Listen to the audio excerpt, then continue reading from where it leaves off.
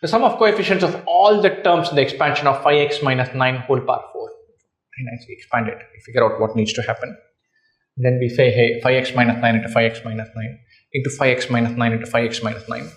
Find it, multiply. Remember, every term, barring the constant term, will have an x in it.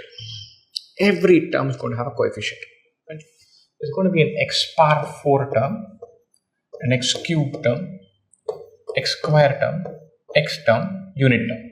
Let's say this expands as ax power 4 plus bx cube plus cx square plus dx plus e. That's what it becomes. I don't care what a, b, c, d, e are. This is how it will become. What do I need to find? I need to find a plus b plus c plus d plus e. That's what I want to find. Sum of all coefficients in its expansion. Or if I call this as, say, polynomial of x.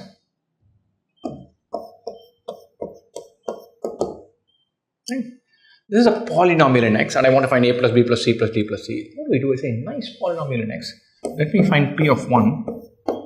That will be nothing but a plus b plus c plus d. Or I can expand this and find all the coefficients. Or I can just substitute x equal to 1.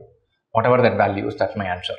If I put x equal to 1, 5 into 1 minus 9, 5 minus 9, minus 4 whole power 4, which is 4 power 4, 16 square, 256.